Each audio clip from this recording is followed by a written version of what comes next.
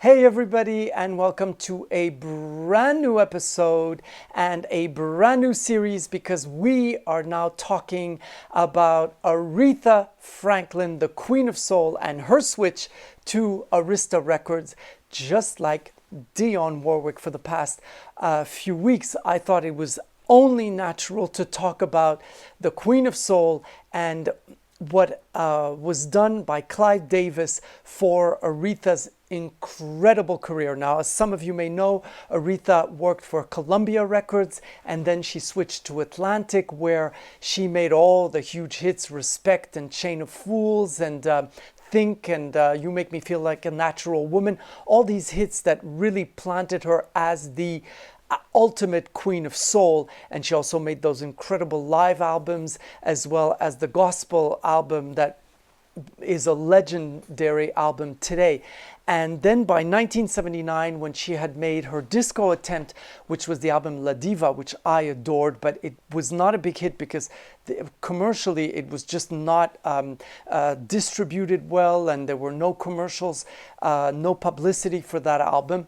And so she was a little bit fed up. And when the queen is fed up, what does she do? She goes. And she went straight to Arista, where Clive Davis greeted her with open arms and thought that he could do for her career what he had done for Dionne's incredible career. So let's be thankful to Clive Davis, and he came up with this extraordinary album, which is Aretha, because no need for a last name when you are Aretha, the Queen of Soul. And look at this beautiful album cover. She's photographed by Georges Hurel. Georges Hurel is a photographer to the stars. He was a fashion photographer as early as the 1930s, and he photographed Joan Crawford and Betty Davis and Jean Turney and Marlene Dietrich, and of course the Queen herself, Miss Aretha. And she looks absolutely stunning. And just like Dionne Warwick, she's wearing her own clothes and her own jewelry, because Aretha can do that. And she's wearing that magnificent modern diamond ring, and she just looks absolutely stunning. So this album was from 1980. And so again, this is a debut album for a star who has this huge career, 12 years with Atlantic, and this was her 29th album, I think, or 26th. So what a career she had. And she's starting all over again. And she starts with this fabulous song called Come to Me, which was also issued as a single. And this is where Aretha gives all of her voice and her vocal talent and her perseverance, everything of her life you feel into that song. If you ever need someone, come to me. And it's just absolutely beautiful. She is produced by two amazing producers. Arif Mardin, one of my favorite producers in the whole world. He produced Chaka Khan and Diana Ross and Bette Midler and the Bee Gees. And I, for many years, had no idea who he was or who he looked like, and I found out he died in 2006, and he was actually Turkish. And when I always tell you about the Arabic influence in the Bee Gees albums and in Heartbreaker and in the Barbra Streisand album Guilty and in Eaten Alive, I always thought there's something Arabic in the Bee Gees music. Well, maybe this could be the link, because Arif Mardin is from Istanbul, and although it's something that I find, and sometimes it's difficult to explain, this could be the explanation. Aretha jumps right after this beautiful love song into I Can't Turn You Loose, which is a classic by Otis Redding. And this is where she tells you, listen, I may be doing some pop and I may be at Arista, but I am still the Queen of Soul. She also does background vocals on this song, and quite a bit of background vocals on the entire album. And on many of the tracks, she is the background vocals. She does the piano, the keyboard, the production, and she is also writer on some of these songs. So she is very implicated in this album, and you could tell that she's giving it her all and that she really wanted to come back to the charts. And this album did very, very well.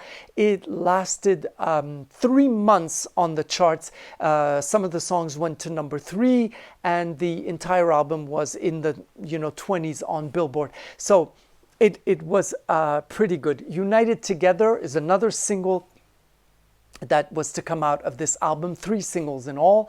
And one of these love songs, and where Aretha can just, her voice is so round, it just goes everywhere. And it also, she gives in on this entire album, you can have from barely singing to really her voice giving all of the power to her voice.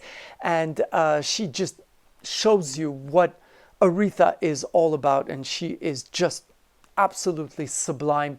And I think she's just absolutely incredible. Take Me With You is a production by Chuck Jackson, who produced about half of the album. So it's half Arif Mardin, half Chuck Jackson, and Aretha produced I think only 1 song, but she's right there the whole time. So Take Me With You is a ballad. It's not quite a dance number, but it's just this very sweet ballad where her voice just goes up and down like she knows how to do, and it's just absolutely beautiful. Whatever it is, begins very, very slowly, and she just is able to just flow so beautifully in these songs.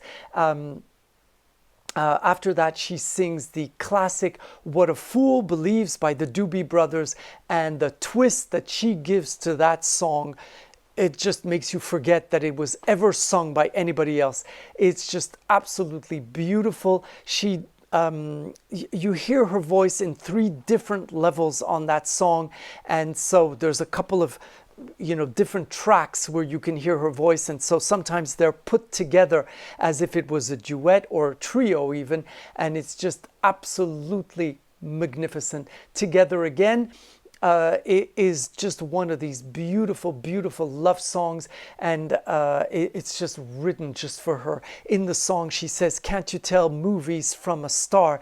And you know exactly when Aretha's saying that, she means business, and it's just absolutely beautiful. Love Me Forever goes back to a little bit more of a ballad, and it's just very sweet and just exquisite. Her voice, again, just like Dionne Warwick, Aretha does not have to just scream the whole time. She just barely opens her mouth, and it's just, wow, just absolutely incredible. And she ends with the song School Days, which was written in part by her, and it is a song about the 1950s, about being in high school in the 50s, where she says petticoats and hoop skirts and dirty sneakers and blue jeans. And it is, and if you hear the song, between the orchestration, her voice, and the storyline of the song, it is a complete musical. It takes you, this is West Side Story in one 5-minute song. It's just so exciting. You have the claps, you have the background vocals, and she just brings you on, and you can just imagine a young Aretha with her ponytail and sneaking out of classroom, and art was her favorite class, and the cute boys, and it just builds up, and you can really tell, there's so much imagery in that song. It's just absolutely beautiful. What else is there to tell you about this album except listen to Aretha? It is magnificent. I'll see you next week with Aretha's second album for Arista. We're going to do a few of her albums, and the first ones were just absolutely sublime, and they just keep getting better and better. See you next week, and long live the Queen of Soul.